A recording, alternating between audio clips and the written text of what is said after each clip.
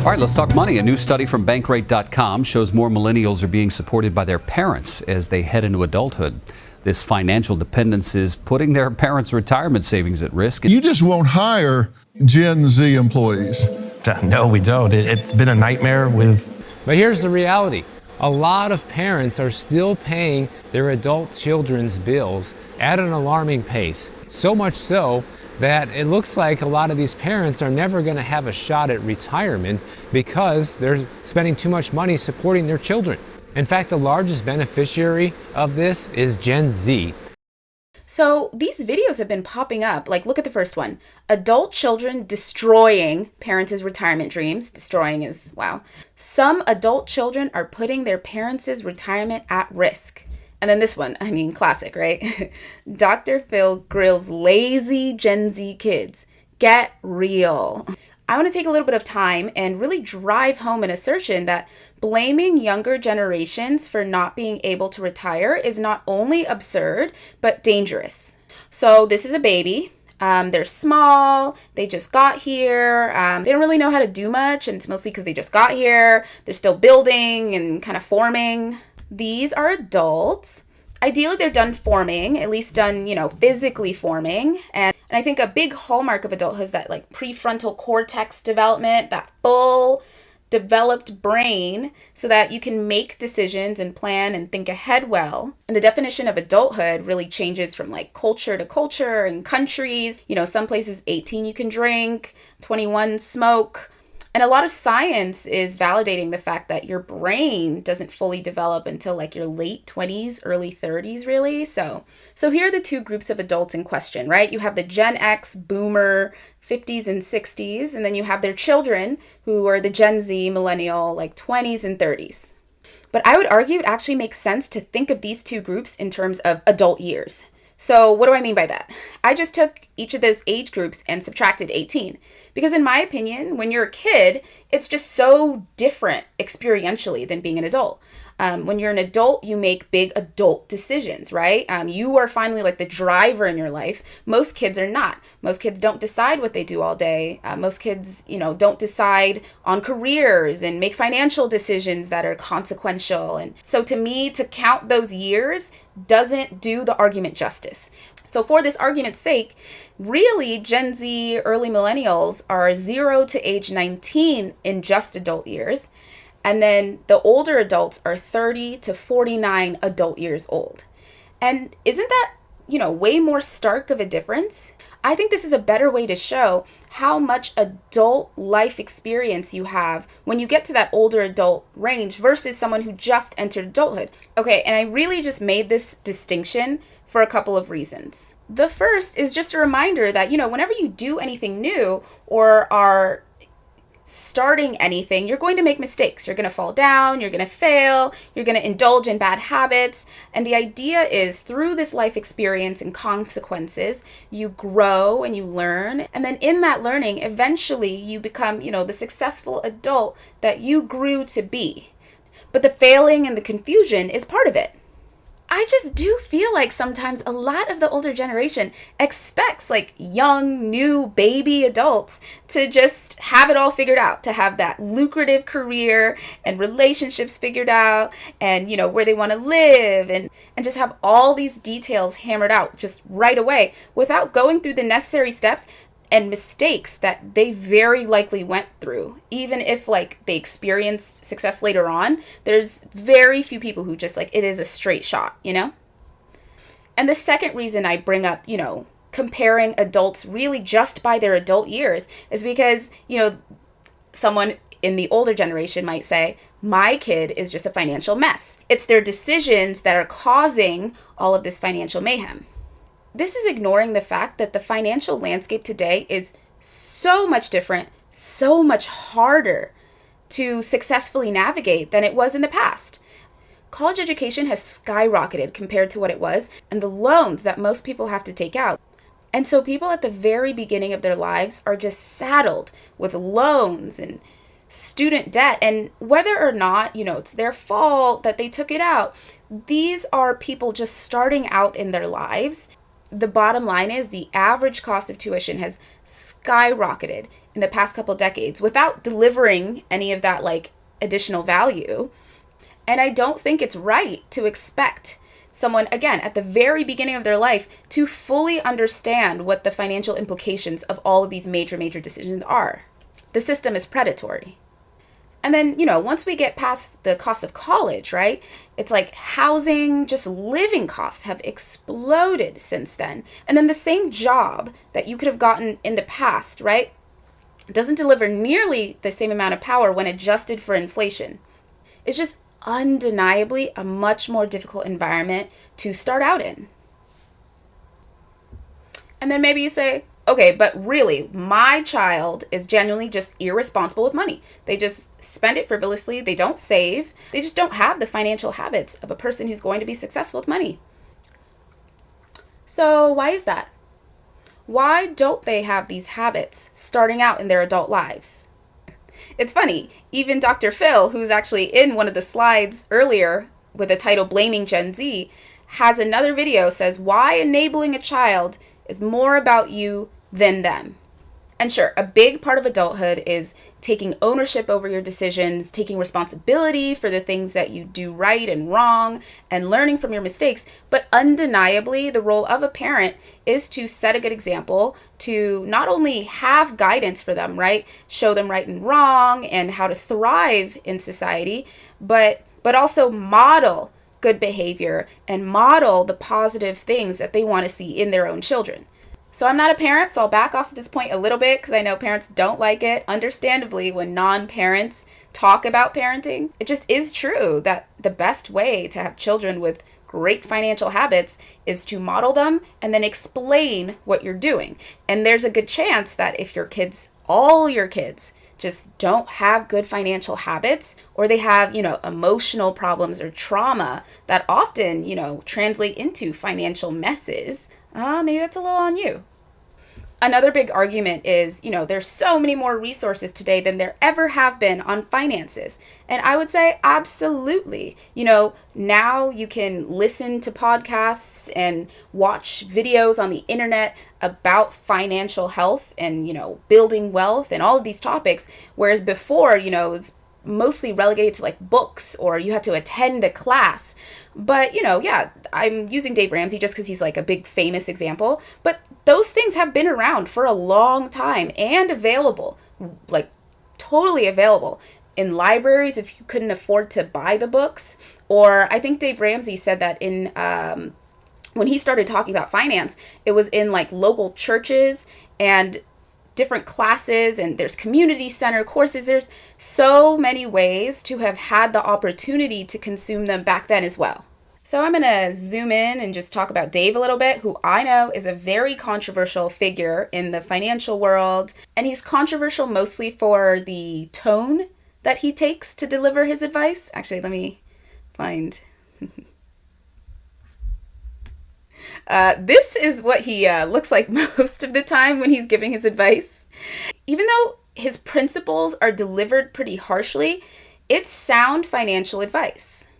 If you haven't already, I actually really encourage you to watch this video of his. It's an older one, and again, his tone is... his delivery can be pretty difficult. His words can be pretty harsh. But the underlying truth of it does point to how prosperous America has been in the last couple decades, how even with just a little bit of diligence and attention paid to, the financial world that we live in America, you could have done really well in the last couple of decades. Even if you messed up, even if you didn't follow it perfectly, even if you only set aside a little bit of money to properly invest, you would have done pretty well. You can play around with it on your own with all these little calculators that exist online, but it's actually pretty amazing with what could have happened to these like smaller sums of money over time when you allow compound interest to do its thing. So hopefully by now I've made a little bit of a case for why it's pretty absurd to say, boomers or older adults can't retire because of Gen Z. But I also want to take a second and point out why it's dangerous. And really the main danger is that statements like that are so detached from reality and personal accountability, something that, older adults often accuse younger adults of not having. And really, it goes back to the exact language that's used in these videos. So look at this, adult children destroying parents' retirements, right? So it's the adult children doing something. Some adult children are putting their parents' retirement at risk, right? That the children are doing this. That isn't the reality, and also a big reason that I made this distinction between these age groups by adult lived years. That's not the reality of the situation, but to me, it goes beyond even this, right? I do think it is highly problematic whenever an age group, right, when older people blame younger people for their problems. It really does not make any sense to say that someone who just arrived on the financial scene is the reason that you can't retire. Unless your children are literally stealing from you, they can't ruin your retirement, right? Isn't it up to you as the bigger adult, the adult with more years under your belt, with ideally more financial experience, with ideally more life experience? Isn't it your job to secure your retirement? And if you want to help your struggling children, then to help them to the degree that you can, right? Really, these titles like Gen Z destroying, maybe it's clickbaity, it probably is because it gets the viewership. I mean, look, I'm talking about it, but I think it's heavily problematic because it just releases all personal responsibility from that adult. If you can help your kids and want to, that's great. If you can't, if for whatever reason you're in a position where you can't, then you can't, and that's okay too.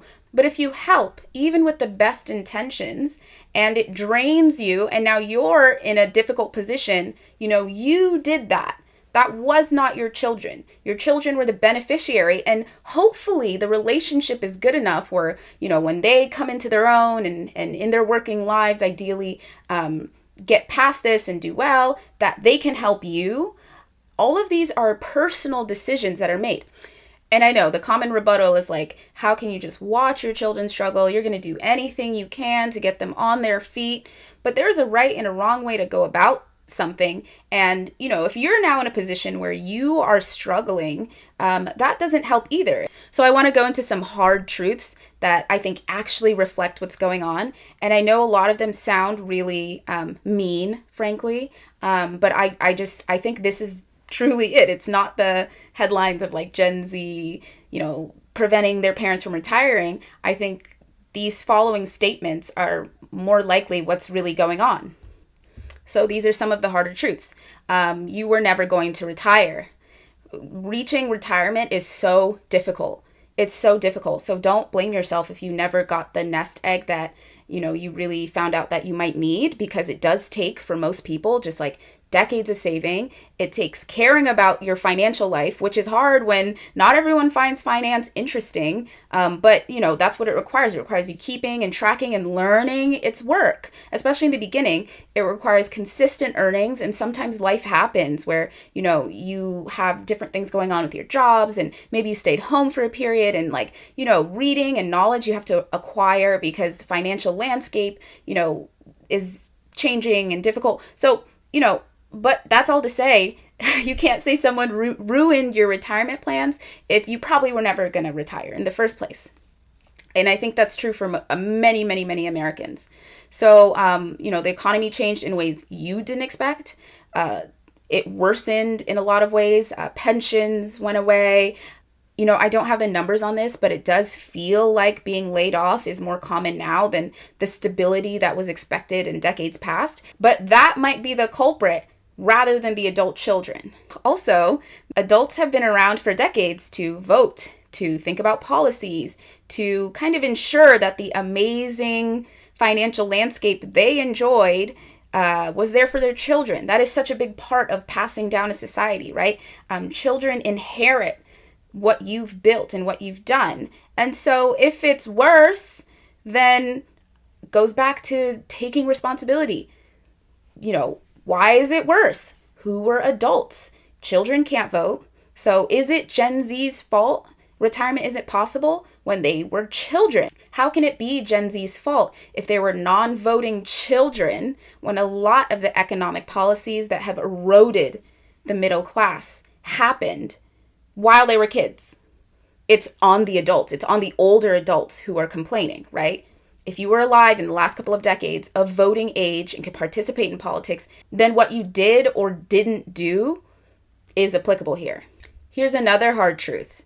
A lot of older Americans were artificially propped up, and the ability to grow wealth was the luck of their environment. You know, no one wants to admit they're lucky when they're successful, but really every successful person who's honest in whatever they do, you know, the things I've done in my life and the things that I've achieved, 100% was because other people helped me. I had a great environment at the time. And even when I struggled and maybe my environment was working against me, I would never say I made it on my own. And so that just is true. It was a much better financial climate. If you knew what you were doing and you did it consistently, the last couple of decades were amazing years for building wealth. And actually, I want to jump to my last point because it's most related to what I just said. It is not your kids' fault if you were in America's golden age of economic opportunity and squandered it. Maybe it's not your fault either. Again, maybe you didn't have the exposure. I don't want to get into like cycles of poverty and the many, many things that could have gotten in the way of you achieving your financial goals. But it's definitely not up to your kids, especially since you had the much, much better financial environment. And then the last point is you might be projecting your current self onto younger kids, right? Not kids, onto younger adults. So I think something that a lot of adults do, and I have to stop myself. I mean, I'm not that old, but I definitely have learned a lot in the couple years. I'm at the end of my 20s now, and looking back at my early 20s, it's like, oh my gosh. In my own mind, watching myself when I was younger is like watching a chicken run around with its head cut off. A lot of the decisions make absolutely no sense to me, but it's because, again, I was younger, less brain development, less knowledge of myself and life, and so it is more expected. So I do think there has to be some sort of allowance, right? Like a space for misbehavior and then to grow up. And your 20s, that first decade of adulthood that Gen Z is in, is the time to do that. Although I think guidance is always great and setting people straight is really important. And I think correction is good. But I do think there should be an expectation for mistakes in the beginning. That's how you grow and that's how you get better at anything. So sometimes I feel like much older adults project the full grown successful person that they became, right? They didn't start out that way, that they became, and judge younger people like, why aren't you like this? Why don't you know this? So that's another way I think it's pretty unfair. I decided to look through the comments of that first video I was talking about, and I actually love a lot of what the commenters said because it reflects this sentiment. Like this person is saying that they were 40 and moved back in with their mom, but you know, they were helping out and, you know, she was leaving an abusive relationship, but she had a job and she's contributing to the home. Another woman says, I'm 57 and I provide free daycare for my 8 grandkids to help my kids keep more of their paycheck. It's the least I can do. I don't need to provide money. Just help your kids with their families the best you can. So it's true. You know, if you can't provide money, you can provide, maybe you have more time than your struggling children. Maybe you can donate stuff. There's so many ways you can help people outside of money, and your retirement doesn't have to be the cost. I thought this one was really telling and foreboding, but true. Generations of families used to live together. This cycle will repeat as the economy worsens. And that's true. In other countries, it's very normal for your children to live in the home until they get married, sometimes through their 30s. It's just what you do. It's not a sign of maturity or immaturity. This person moved back because they lost their job and couldn't afford rent, but they're not lazy. They said they got another job while they're living at home and contributed. I just think it just puts such a judgmental tone and doesn't actually reflect the reality of what's going on. Okay, so hopefully that was useful or you found it at least interesting. I'd love to hear your thoughts in the comments.